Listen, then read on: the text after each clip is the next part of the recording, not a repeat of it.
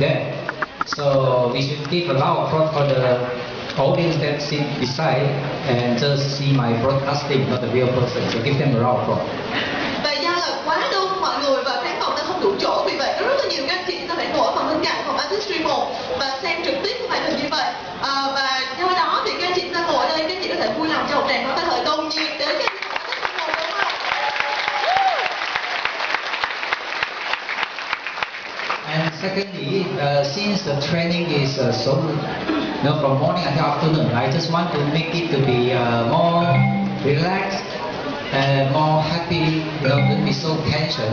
So just now I give some present. I sometimes throw off the present, but nothing mean. Just hopefully make the atmosphere to be more relaxed. So I hope that you do not have any hard feeling or misperception. So I would like to apologize on that if you have any hard feeling. So sorry for that. Và điều thứ hai tôi muốn xin lỗi các anh chị đó là tôi biết rằng cái buổi training ngày hôm nay kéo dài từ sáng đến chiều và tôi nghĩ rằng các anh chị sẽ rất là mệt mỏi. Vì vậy đôi lúc tôi có những cái cử chỉ, những hành động, mục đích của tôi là để muốn các anh chị vui thôi, muốn các anh chị thư giãn thôi.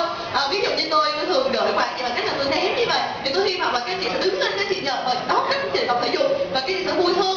Và đó tôi không hề có ý là làm các anh chị tổn thương. Nếu anh chị nào cảm thấy tổn thương khi nhận quà bằng cách đó, một lần nữa là cho tôi gửi lời xin lỗi các anh chị ạ. So I hope that you do not have a hard feeling. So sorry. Khi tôi hành động như vậy tôi không có ý gì cả, chỉ muốn các chị vui hơn mà thôi.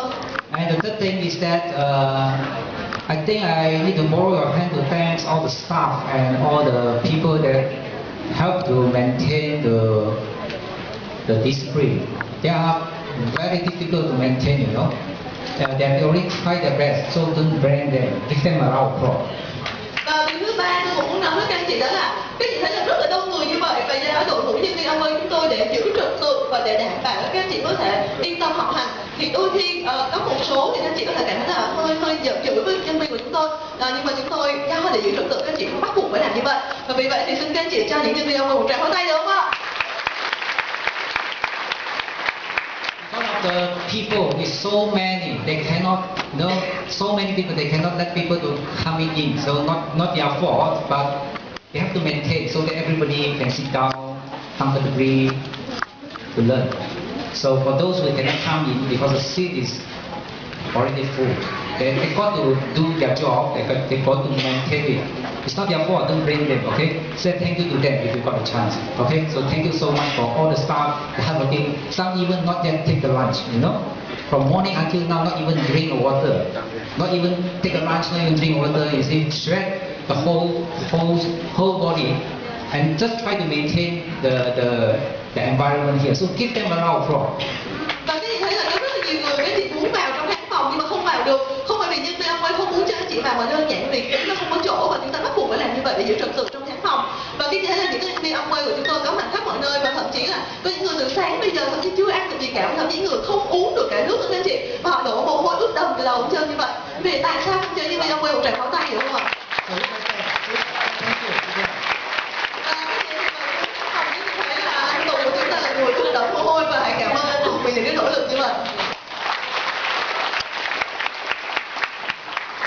So we continue our second part of the presentation. Và bây giờ chúng ta bắt đầu với phần 2 của buổi hội thảo ngày hôm nay. So a lot of people asking this question: if I buy the Nutrilite and take the Nutrilite, what's the effect? I want to see the effect. What's the effect that I have? Có một số khách hàng hỏi các anh chị rằng là nếu mà tôi dùng sản phẩm Nutrilite, tôi mua sản phẩm Nutrilite thì cơ thể của tôi thay đổi thế nào, sẽ có hiệu quả như thế nào khi dùng sản phẩm Nutrilite này? So basically, if you ask this question, you have to understand this concept first. When you ask the question. Khi mà chúng ta muốn trả lời câu hỏi này thì trước hết chúng ta cần phải hiểu những cái kiến thức cơ bản này ạ. This is our body.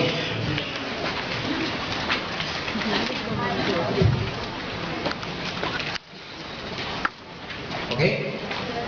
Our human body is made up by a system.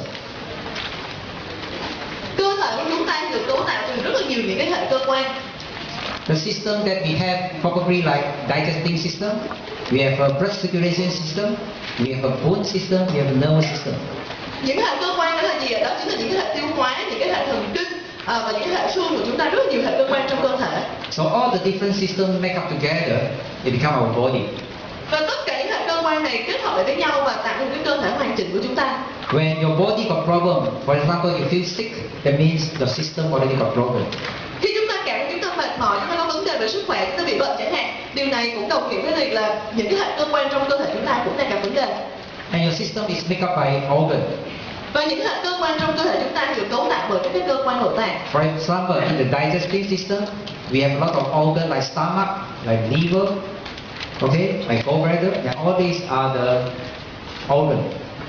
Và những hệ cơ quan này, tôi lấy ví dụ trong hệ tiêu hóa của chúng ta chẳng hạn, thì sẽ có những cơ quan ví dụ như là dạ dày, ví dụ như là gan, ví dụ như là những cái túi mật của chúng ta. And the organ is made up by tissue. For example, one organ, liver. In the liver, we have different part of tissue, and all these tissue make up together and make it to become a organ. Và những cơ quan này được cấu tạo bởi những cái mô.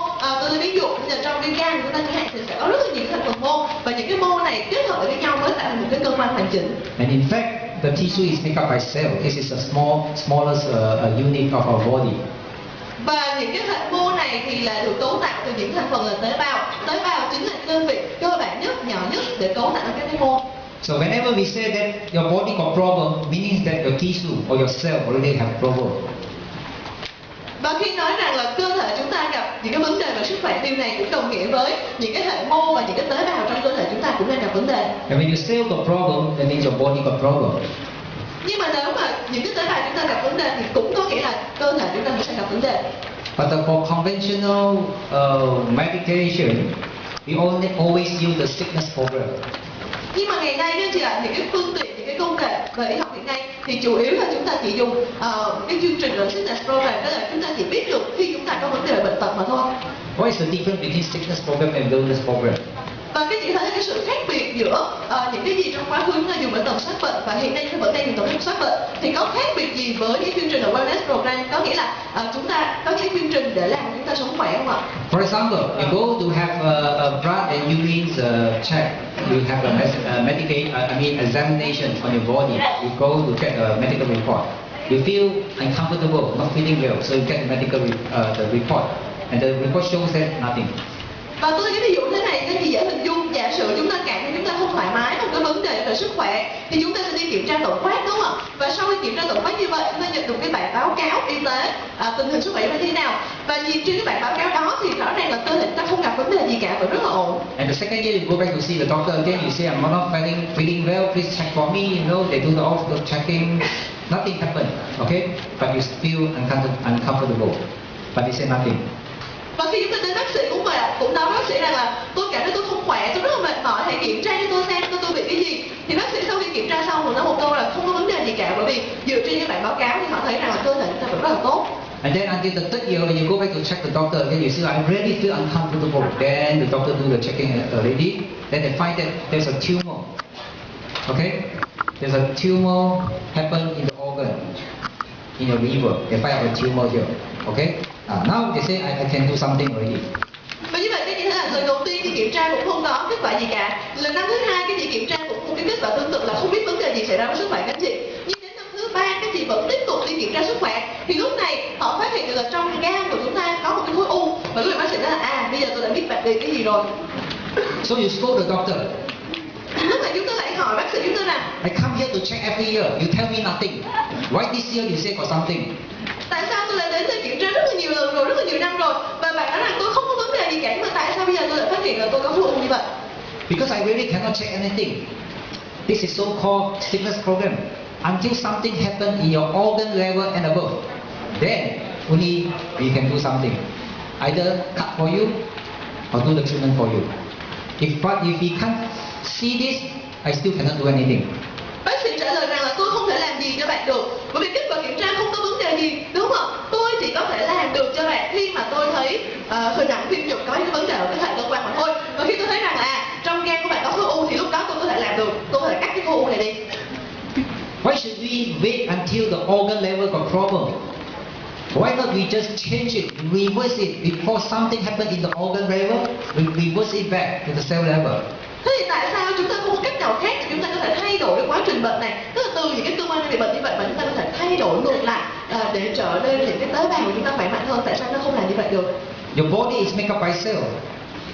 Cơ thể chúng ta được tạo thành từ những tế bào. If you can take care of the cell, well, so you would not have problem for your body.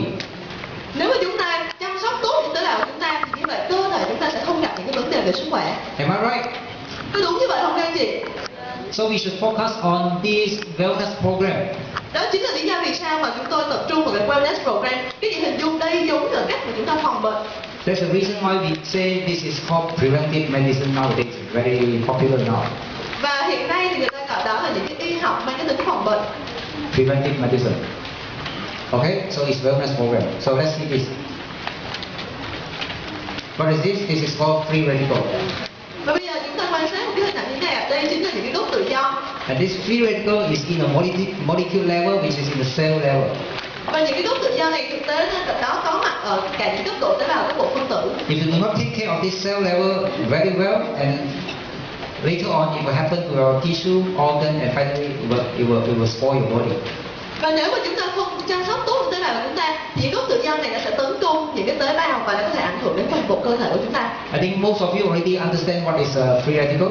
Tôi tin rằng các chị ở đây chúng ta đã hiểu rất là rõ về cái gốc tự do rồi đúng không ạ? And then free radical is generated by pollution, by the toxin of the food, by oxidation, by sunlight, by smoking, by negative lifestyle. It will create a lot of free radical.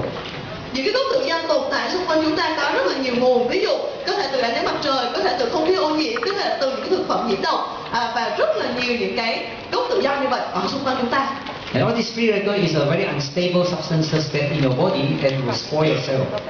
Những gốc tự do này là những phần tử không ổn định ở trong cơ thể chúng ta, và như vậy nó sẽ tấn công và nó gây hư hỏng các cái cơ quan trong cơ thể. It will make your cell become rusting, it become oxidation. Nó làm cho những cái tế bào trong cơ thể chúng ta bị oxy hóa. And just like the car become rusting, it become very weak. And just like the apple, when you cut it become rusting, oxidation. Thế thì oxy hóa là gì ạ? Hãy nhìn cái hình ảnh cái xe tải này. Nó cũng giống như là khi mà cơ thể ta bị oxy hóa, cái xe tải này bị tiếp xúc với môi trường và nó trở nên là nó bị rỉ sét và nó bị yếu đi. Hoặc giống như quả táo khi bị tiếp xúc với những cái không khí ô nhiễm, nó bị oxy hóa và nó trở nên thành cái màu nâu như vậy. So let's see this picture. And because of the very unstable substances, free radical, they try to attack your cell. So they will attack your cell by take off the iron from the cell and make your cell become very unstable because you are lacking of positive or negative iron. Những gốc tự do này không ổn định về điện tích, do đó thì khi nó tiếp xúc với tế bào chúng ta, nó sẽ tấn công tế bào chúng ta và nó lấy những cái ion của tế bào chúng ta. When your cell become unstable and finally it become a tumor cell. Và khi mà tế bào của chúng ta bị tấn công như vậy và trở nên ở cái trạng thái là bất ổn định, thì cuối cùng nó sẽ hình thành những khối u. Because it's attacked by the free radical and your cell become unstable. When it become unstable, previously it should 1 multiplied by 2 by 3, but now it become crazy because unstable. So DNA already crazy. So become 1, become 4, become 8, become 10. So finally it become tumor. Khi mà tế bào chúng ta ở trạng thái bất ổn định như vậy, thì mọi thứ những cái hoạt động trong tế bào sẽ bị ảnh hưởng, những cái DNA trong tế bào bắt đầu bị ảnh hưởng, và như vậy cái quá trình sản sinh những tế bào mới cũng gặp những cái vấn đề rất là phiền phức. Ví dụ bình thường một tế bào chỉ sản sinh ra 2 tế bào đúng không ạ? Bây giờ một tế bào nó hình thành 4, 8, 10 vân vân, và cuối cùng là những cái khối u bắt đầu hình thành trong cơ thể chúng ta. So we call this as a cancer cell. Đó chính là lý do vì sao chúng ta gọi đó là những tế bào ung thư. That's why there's a lot of cancer nowadays. Và cái gì biết rằng là ngày nay có rất là nhiều những cái bệnh ung thư.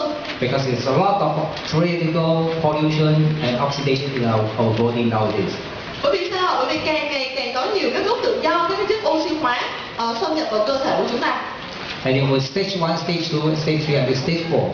Và ở đây là các giai đoạn của căn bệnh ung thư giai đoạn từ 0 cho đến 4. When it becomes stage 4, it will spread throughout your body, and when this happens, and the doctor will announce that you will have maybe last 6 months, maybe 8 months, maybe 3 months for the rest of your life. Và khi mà đến giai đoạn thứ 4 của ung thư rồi thì đó là giai đoạn đã di căn sang các cái cơ quan khác. Và khi mà đã giai đoạn thứ 4 thì thông thường bác sĩ sẽ nói với chúng ta là có thể là chúng ta chỉ còn khoảng 6 tháng mà thôi, hoặc là 2 tháng mà thôi để mà sống cuộc đời của chúng ta. So a lot of people are very scared about cancer. Rất là nhiều người có cảm thấy sợ hãi về căn bệnh ung thư. Why they scared about cancer? Tại sao mà con người sợ hãi căn bệnh ung thư như vậy ạ? Why? Tại sao ạ? Because it happened in all ages, not only for those who are aging like 60, 70. And now you can find the cancer patient even 8 years old, 12 years old, 16 years old. Họ sợ cái bệnh ung thư bởi vì sao ạ? Các bệnh ung thư nó không xảy ra ở một độ tuổi nhất định nào, mà tất cả mọi độ tuổi của chúng ta đều có thể rất là dễ dàng mắc phải căn bệnh ung thư.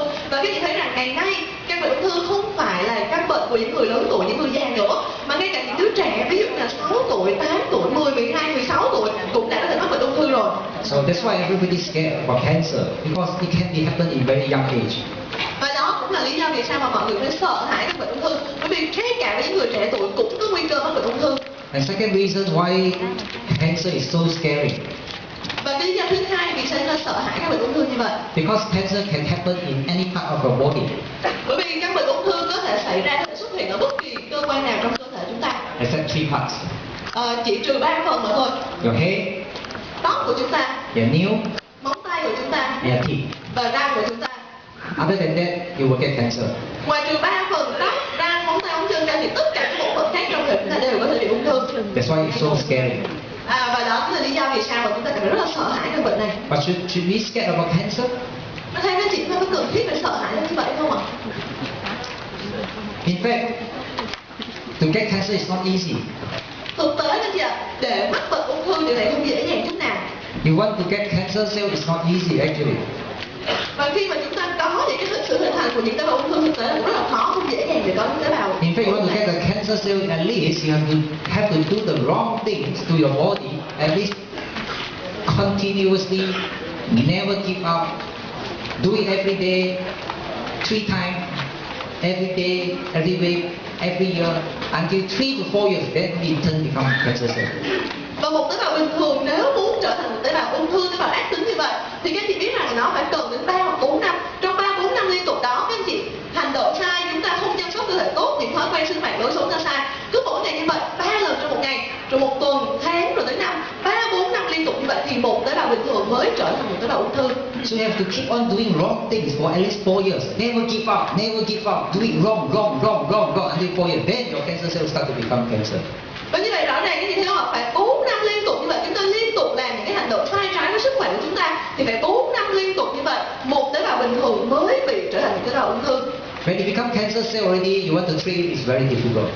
Nhưng mà khi đã trở thành một tế bào ung thư rồi thì cái việc điều trị không còn dễ dàng nữa. That's why we say the cure is very difficult, but to prevent it is easy.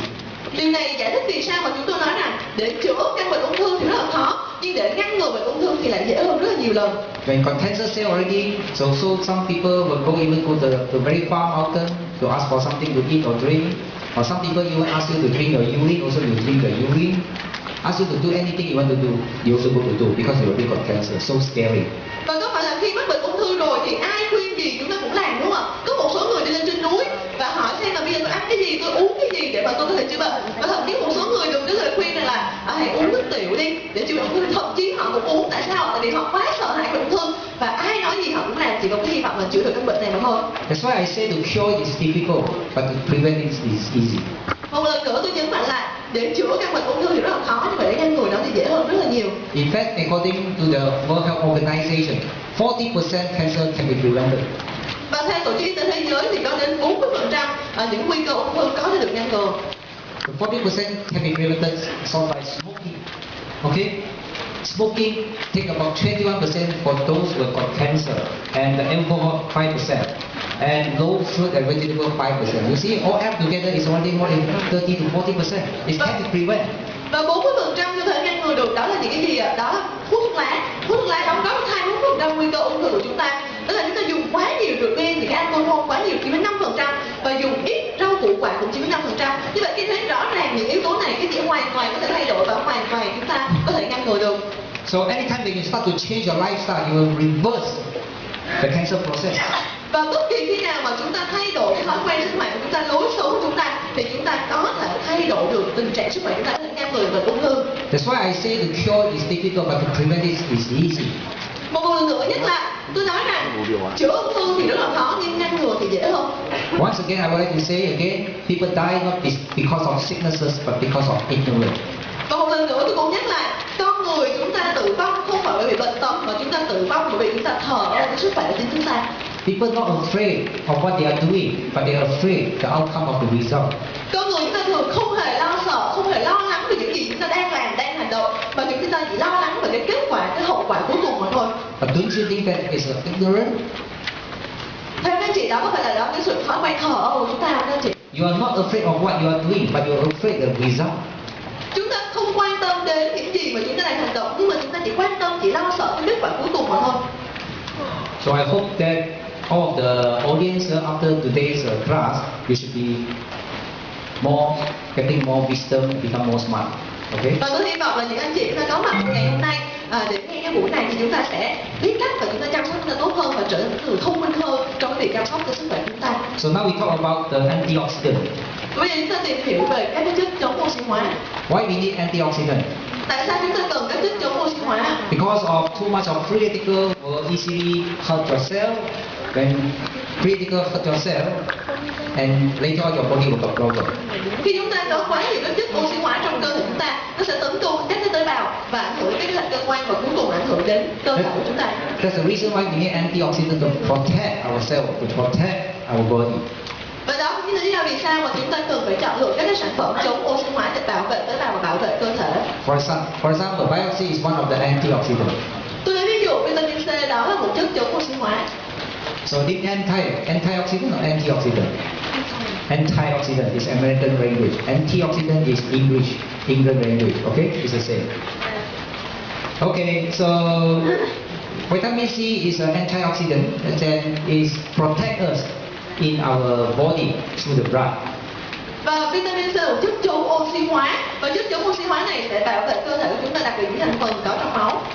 Okay, and then there's another antioxidant is Pasolinium E. It protects our body in the body part that consists of fat. Và chất thứ hai của một chất chống oxy hóa đó là vitamin E, và vitamin E sẽ bảo vệ cơ thể của chúng ta, đặc biệt là những thành phần có nhiều chất béo. These two are a good antioxidant. We have to take it together because different antioxidant they got different function.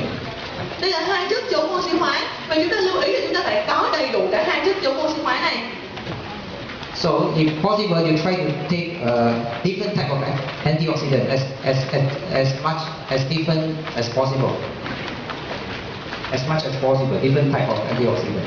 Và chúng ta thấy rằng là chúng ta phải dùng đa dạng các chất oxy hóa này. Thực ra cái cách mà chúng ta dùng cái hàm lượng sẽ khác nhau rất là nhiều. For example, there's another antioxidant called vitamin A, multi-calorie. Okay. Và một trong những chất chống oxy hóa khác đó là vitamin A, còn gọi là beta-carotene, một cái tuyệt tố vitamin A. So vitamin C also antioxidant and vitamin E also antioxidant. Vitamin C và vitamin E cũng là những chất chống oxy hóa. But they take part of different phase to anti-free radical to protect ourselves.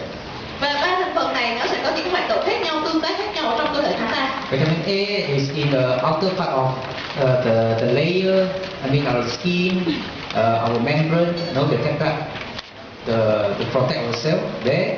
And the C is in the blood, and the E is in the fat of our body.